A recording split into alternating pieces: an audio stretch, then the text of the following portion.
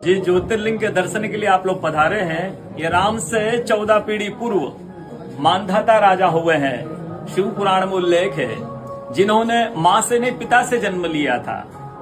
उनकी तपस्या से ये शिवलिंग प्रकट में स्थापित लिंग नहीं है। जिस प्रकार आरती करते हम प्रण अक्षर के मध्य, ओम अक्षर के मध्य, यह तीनों एका, जय शिव ओंकारा। एक शिवलिंग में ब्रह्मा विष्णु महेश निराकार धरती से प्रकट हुए हैं।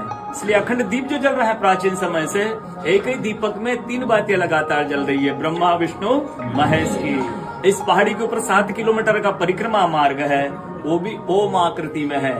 जो पर्वत पे हम प्रभु ओंकारेश्वर ज्योतिर्लिंग के दर्शनों के लिए खड़े हैं, ये पर्वत स्वयं शिवलिंग की आकृति में है। चारों तरफ नर्मदा मैया जलेहरी बनकर बह रही है।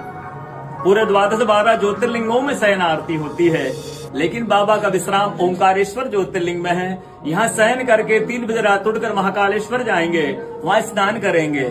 इसलिए वहाँ का भस्म आरती प्रसिद्ध है, यहाँ का शयन आरती प्रसिद्ध है। शिव पुराण में भी कथा आती है, महिलाएं 16 सोमवार व्रत करती है, उसमें भी कथा आती है। क्या कथा आती है? प्रतिदिन भोलेनाथ आते हैं, माँ के साथ विश्राम करके सुबह ब्रह्म मुहूर्त मुड़कर चले जाते हैं। एक दिन जब भोले बाबा माँ के साथ पधारते तो माँ पुजारी से पूछती है, पुजारी हमें विश्राम के लिए जा रहे, चौपड़ पासे में किनकी जीत होगी? पुजारी बोलते हैं कि आज ये भोले बाबा जीतेंगे। ऐसा बोलकर पुजारी घर चले जाते हैं। भोले बाबा माँ विश्राम के लिए चले जाते हैं। सुबह ब्रह्म मुहूर्त में जैसे ही भोले बाबा माँ बाहर निकलते हैं, पुजारी द्वार पर रहते तो माँ पुजारी से पूछती, पुजारी कल मैंने आपसे पूछा था, हमें विश्राम के लिए जा रहे, चौपड़ पासे में किनकी जीत होगी? आपने कहा भोले बाबा जीतेंगे। भोले बाबा नहीं, मैं जीती हूँ। माँ ऐसा बोलकर वो श्राप दे के चली जाती है।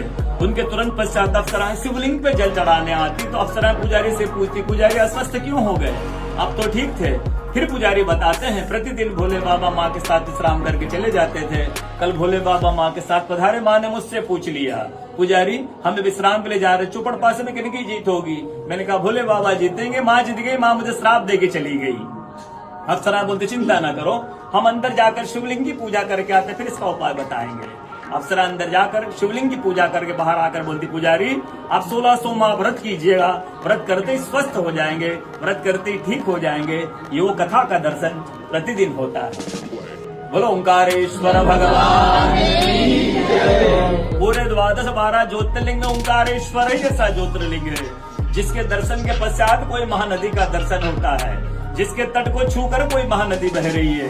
आप काशी जाएंगे, गंगा जी दूर है, उज्जैन जाएंगे, क्षिप्रा जी दूर है, सोमनाथ जाएंगे, समुद्र है, लेकिन ओंकारेश्वर ही ऐसा ज्योतिर्लिंग है जिसके दर्शन के पश्चात कोई महानदी का दर्शन होता है।